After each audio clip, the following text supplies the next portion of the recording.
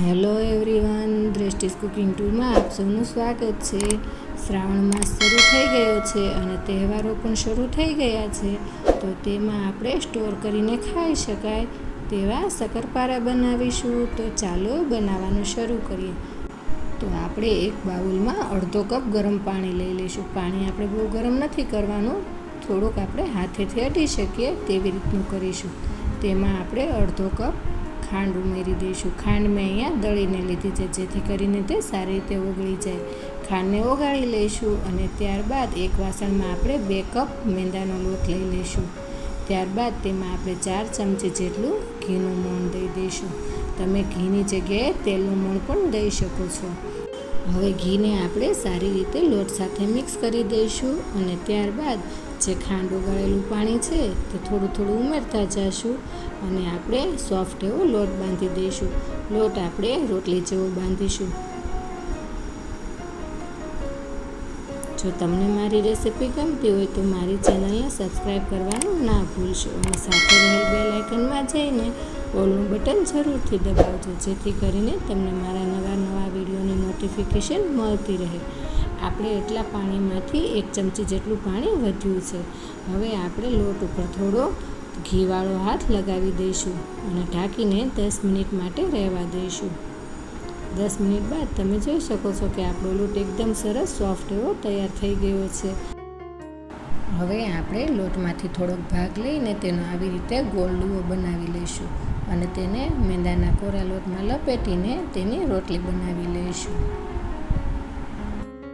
રોટલી વણતી વખતે આપણે થોડો કોરો લોટ ઉમેરતા જઈશું, જેથી આપણી રોટલી એકદમ સરસ રીતે વણાઈ જાય। તમે જોઈ શકો છો કે મેં અહીંયા મોટી રોટલી વણી છે અને તેની થિકનેસ પણ તમે જોઈ શકો છો। આપણે થોડા જાડા એવી જ રોટલીને રાખીશું। ત્યારબાદ આપણે તેને આવી રીતે કટ કરી લઈશું।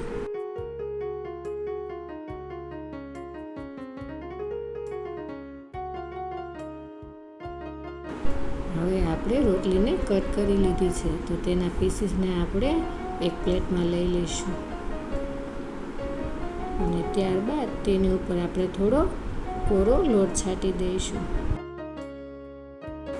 આવી જ રીતે આપણે બધી જ રોટલીને વણી લઈશું અને તેને કટ લગાવીને બધા જ શક્કરપારા તૈયાર કરી લઈશું। તો અહીં આપણા બધા જ શક્કરપારા તૈયાર થઈ ગયા છે। આપણે થોડાક પ્લેટમાં કાઢતા જઈશું અને તેની ઉપર થોડોક કોરો લોટ લગાવતા જઈશું, જેથી આપણે તળીએ ત્યારે તે સરસ એકદમ બધા છૂટા જ રહે। તો મેં અહીંયા સાઈડ પર તેલ ગરમ કરવા માટે રાખી દીધું હતું। આપણું તેલ ગરમ થઈ ગયું છે કે નહીં તે આપણે કટકો ઉમેરીને જોઈ લઈશું। જો આપણું તેલ સારું એવું ગરમ થઈ ગયું હોય તો આપણે થોડા શક્કરપારા ઉમેરીને ગોલ્ડન બ્રાઉન થાય ત્યાં સુધી આપણે તળી લઈશું।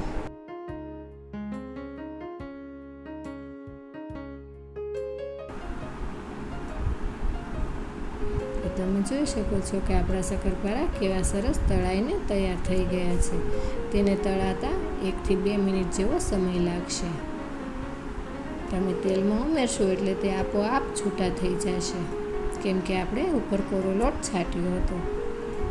તો અહીંયા બધા જ શક્કરપારા તળાઈને તૈયાર થઈ ગયા છે। તમે જોઈ શકો છો કે તે કેવા સરસ એકદમ ક્રિસ્પી એવા તૈયાર થયા છે। તો તૈયાર છે આપણા સાતમ આઠમમાં સ્ટોર કરીને ખાઈ શકાય તેવા શક્કરપારા।